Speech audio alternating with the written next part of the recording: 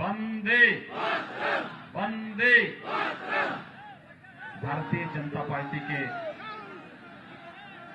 लोकप्रिय और कर्मठ प्रदेश अध्यक्ष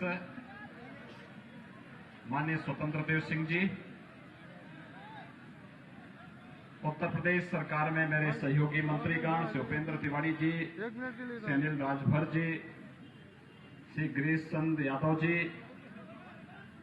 भारतीय जनता पार्टी के प्रदेश के मंत्री श्री संजय राय जी, क्षेत्रीय अध्यक्ष महेश चंद श्रीवास्तव जी, जिला के अध्यक्ष पुष्पराज सिंह जी, प्रदेश प्रवक्ता मनीष शुक्ला जी,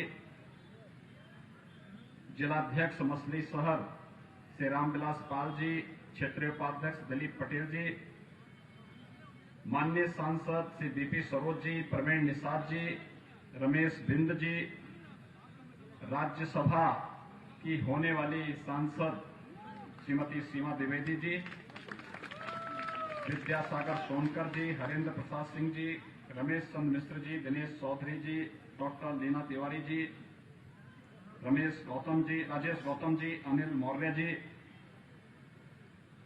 केपी सिंह जी, समरनाथ चौहान जी, पाणी सिंह जी, सतीश सिंह जी, राजकुमार बिंद जी और भारतीय जनता पार्टी के सुयोग्य प्रत्याशी श्री मनोज कुमार सिंह जी और इतनी भारी संख्या में उपस्थित मदारी विधानसभा क्षेत्र के उपस्थित भाइयों बहनों,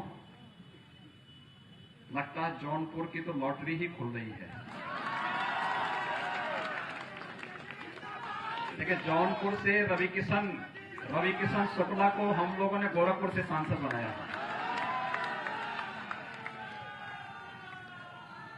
पता नहीं रवि किशन जी यहां पे फिल्म बनाए कि नहीं बनाए। अब जौनपुर पर भी एक भोजपुरी फिल्म जरूर बना लें।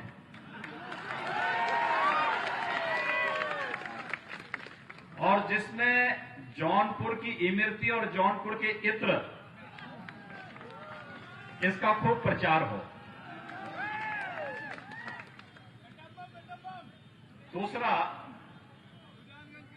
राज्यसभा के लिए हम लोगों को जब प्रदेश की किसी बेटी को भेजना था तो हम लोगों ने श्रीमती सीमा द्विवेदी को ही यहां से बना करके भेजा है, प्रत्याशी बनाया है। और भाइयों बहनों, एक सामान्य कार्यकर्ता भी भारतीय जनता पार्टी का प्रत्याशी बन सकता है, बशर्ते वह ईमानदारी के साथ जनता की सेवा के लिए प्रतिबद्ध है। तो मनोज कुमार सिंह को मलानी से भारतीय जनता पार्टी ने अपना प्रत्याशी बना के आपके पास भेजा है। आज आपकी जितनी बड़ी संख्या है, जो आपके अंदर उत्साह है, जो उमंग है, ये उमंग इस बात को प्रदर्शित करता है कि मलानी विधानसभा क्षेत्र के लोग संकल्प ले चुके हैं और संकल्प लेकर के उन्होंने तय कर लिया है कि वे आज क्या करने जा रहे हैं। आप बैठे आराम से भाई, ये सब नमूने आते रहते हैं, ये सब नमूनों की बहुत चिंता नहीं करनी चाहिए।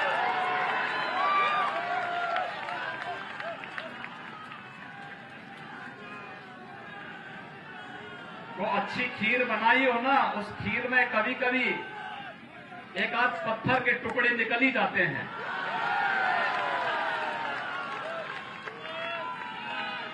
उसे निकला नहीं जाता, उसे थूका जाता है।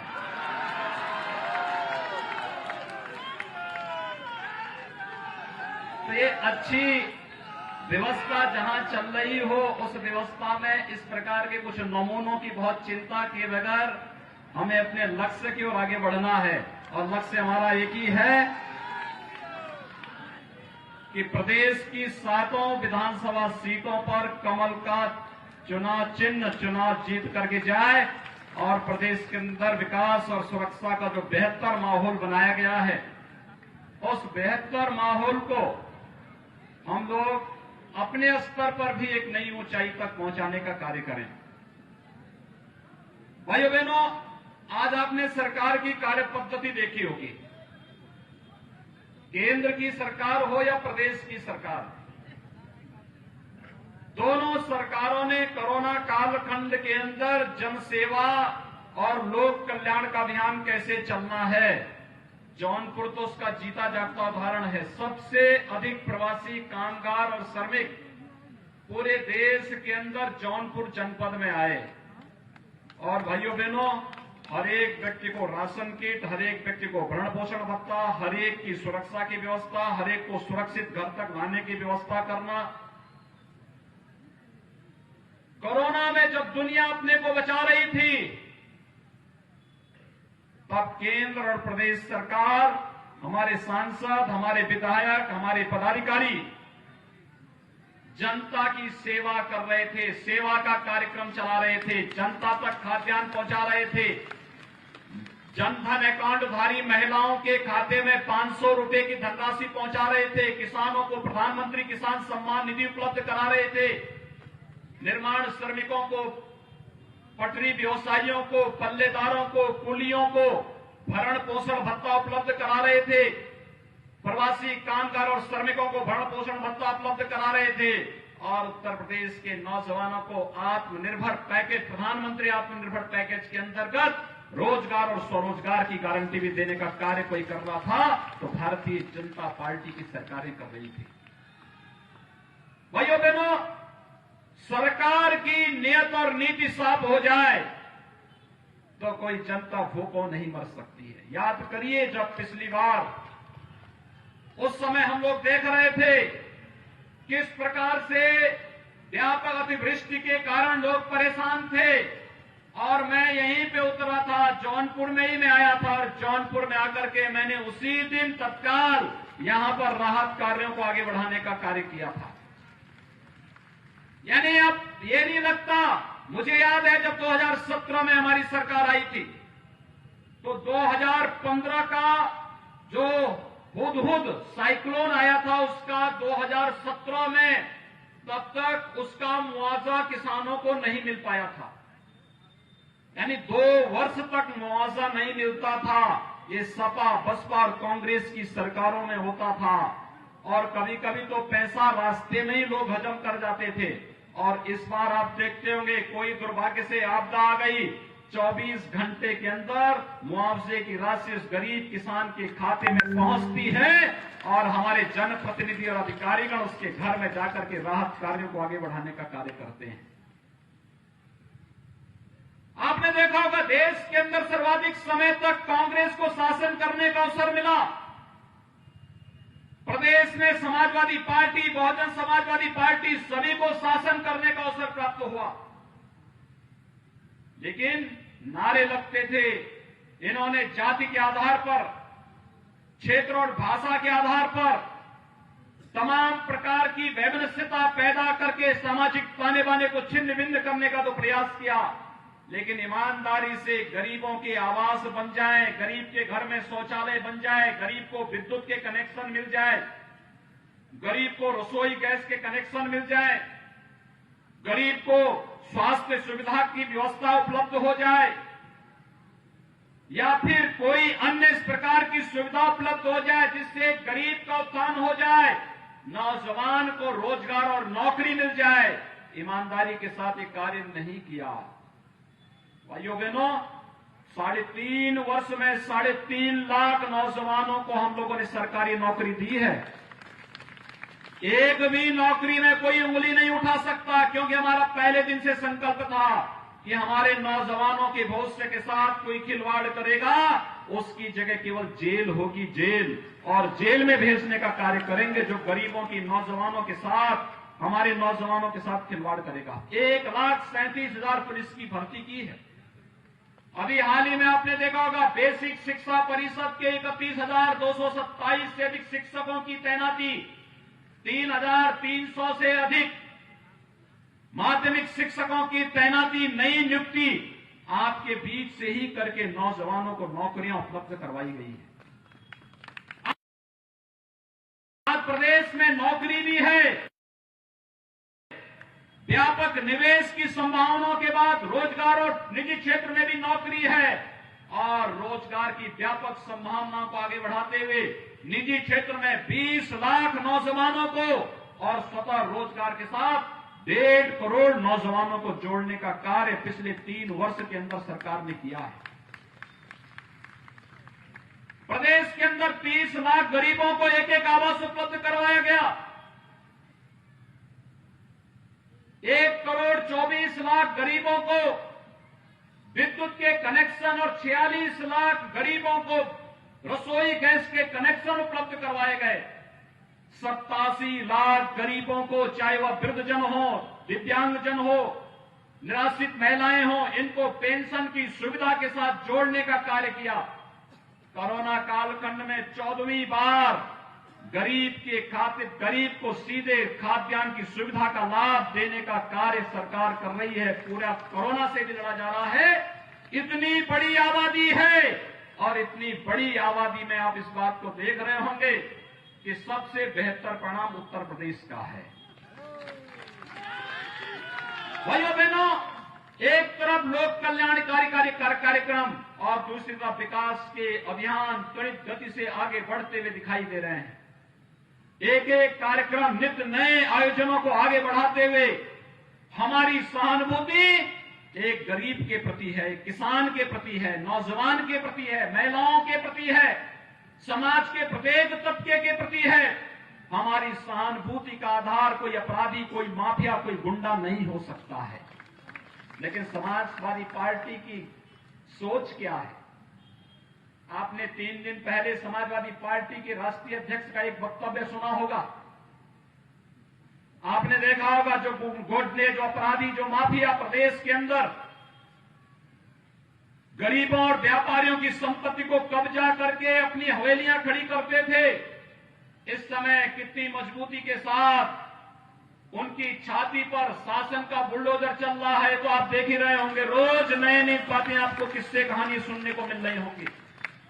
और लेकिन भाइयों बहनों, आपने देखा होगा जब ये कार्य हो रहा है तो किसान को अच्छा लग रहा है, नौजवान को अच्छा लग रहा है, हमारी माताओं को, बहनों को अच्छा लग रहा है, प्रदेश का व्यापारी खुश है। लेकिन समाजवादी पार्टी को पीड़ा हो रही है कि माफियाओं के ऊपर ये सब कार्रवाई क्यों हो रही है। यानी उनकी सहानुभूति गांव के लिए नहीं, किसान के लिए नहीं, नौजवान के लिए नहीं, महिलाओं के लिए नहीं, समाज के विभिन्न तबके के लिए नहीं, उनकी सहानुभूति माफियाओं के प्रति है। और माफियाओं के प्रति सहानुभूति रखने वाली समाजवादी पार्टी को क्या हमारा वोट जाना चाहिए? क्या मैं आपसे पूछना चाहता हूं, क्या हमें वोट देना चाहिए? आपसे पूछता हूं, क्या हमें वोट देना चाहिए? तो फिर सरकार ने अपनी योजनाओं का आधार जाति को तो नहीं बनाया। हमने जाति के नाम पर वोट नहीं, जाति के नाम पर कोई योजना नहीं दी। हमने तो कहा सबका साथ, सबका विकास। जब सबका साथ और सबके विकास का कार्य है तो भाइयों बहनों, वोट भी सबका भारतीय जनता पार्टी को पड़ना चाहिए। यही अपील करने के लिए आज मैं आपके बीच यहां पर उपस्थित हुआ हूं। लोकसभा चुनाव में जब मैं आया था तब लोग मुझसे एक बात को कहते थे कि योगी जी, आप लोग कहते हैं कि रामलला हम आएंगे, मंदिर वहीं बनाएंगे, लेकिन इतने दिन हो गए, क्या आप तारीख भी बताएंगे?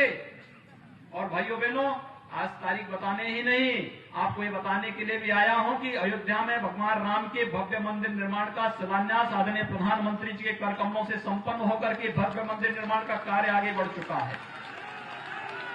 कोई हम पर वायदा खिलाफी का आरोप नहीं लगा सकता है, कोई नहीं लगा सकता है। हमने जो कहा वो करके दिखाया है, जो कहा था वो करके दिखाया है। और ये भी कहने के लिए आए हैं, कल इलाहाबाद हाईकोर्ट ने एक आदेश दिया है कि धर्म परिवर्तन के लिए, शादी ब्याह के लिए धर्म परिवर्तन आवश्यक नहीं किया जाना चाहिए, इसको मान्यता नहीं मिलनी चाहिए। और इसलिए सरकार भी निर्णय ले रही है कि हम लव जिहाद को सख्ती से रोकने का कार्य करेंगे। एक प्रभावी कानून बनाएंगे।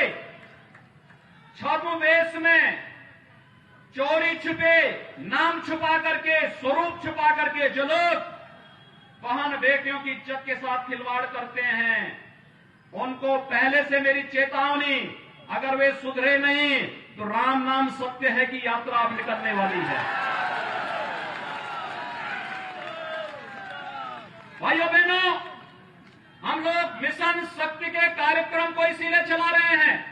मिशन शक्ति के कार्यक्रम का मतलब ही है कि हम हर बेटी को, हर बहन को सुरक्षा की गारंटी देंगे, लेकिन उस सब के बावजूद अगर किसी ने दुस्साहस किया तो ऑपरेशन शक्ति अब तैयार है। और ऑपरेशन शक्ति का उद्देश्य ही है कि हम लोग हर हाल में उनकी सुरक्षा करेंगे, बहन और बेटियों की सुरक्षा और उनके सम्मान की रक्षा करेंगे। और इसी दिशा ऑपरेशन शक्ति के इस कार्यक्रम को आगे बढ़ाने के साथ जो हम चल रहे हैं, न्यायालय के आदेश का भी पालन होगा और बहन बेटियों का भी सम्मान होगा। आज के इस अवसर पर भाइयों बहनों, इसीलिए एक गरीब किसान नौजवान के बेटे को यहां पर भारतीय जनता पार्टी ने अपने प्रत्याशी के रूप में आपके बीच उतारा है। मनोज कुमार सिंह जी एक छात्र नेता रहे हैं, सीधे साधे जनता से जुड़े हुए, किसानों से जुड़े हुए, नौजवानों से जुड़े हुए, निस्वार्थ भाव के साथ जनता के हितों के लिए कार्य करने वाले। और मैं मौलानी विधानसभा क्षेत्र की जनता से इस बारे में अपील करूंगा, जनता के हित के लिए ईमानदारी से कार्य करने वाले लोगों को समर्थन मिलना ही चाहिए। और ये जनता की पीड़ा को जानते हैं, किसानों की पीड़ा को जानते हैं, नौजवानों की पीड़ा को जानते हैं। और नौजवानों और किसानों की इस पीड़ा के साथ आपके साथ सहभागी बनने के लिए जितनी भारी संख्या में आप लोग यहां पर आए हैं, आप सबसे मेरी अपील है, याद रखना, भारतीय जनता पार्टी वो पार्टी है जिसमें बूथ का एक कार्यकर्ता विधायक भी बन सकता है, सांसद भी बन सकता है, प्रदेश अध्यक्ष भी बन सकता है, मुख्यमंत्री भी बन सकता है, राष्ट्रीय अध्यक्ष भी बन सकता है और प्रधानमंत्री भी बन सकता है। ये केवल भारतीय जनता पार्टी में संभव है, अन्य दलों में नहीं। अन्य दलों में क्या कांग्रेस में संभव है कि वहां का अध्यक्ष कोई बाहरी व्यक्ति बन जाएगा? क्या समाजवादी पार्टी में संभव है?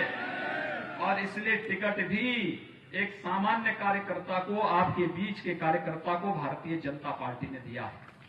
आप सबसे अपील है, कमल चुनाव चिन्ह पर मनोज कुमार सिंह जी को भारी मतों से विजयी बना के लखनऊ पहुंचाएंगे। सभी लोग मुझे बताएंगे, इधर उधर सभी लोग एक बार हाथ खड़ा करके मेरे सामने थोड़ा बता दो, इतनी भारी संख्या आपकी है और इतनी भारी संख्या आपकी मनोज कुमार सिंह जी के समर्थन में सहयोग करेगी। आपके पास स्मार्टफोन भी होगा ना, तो भाइयों बहनों, ये स्मार्टफोन का इस्तेमाल करके नातेदार, रिश्तेदार, मित्रगण, शुभचिंतकगण, इन सबको बताने की आवश्यकता है। कमल चुनाव चिन्ह पर मनोज कुमार सिंह जी को 3 नवंबर को भारी मतों से विजयी बनाने की अपील करते हुए मैं वाणी को देता हूं विराम। जय जय जय जय। क्षेत्रीय अध्यक्ष का संबोधन जो है अभी बाकी है। सभा का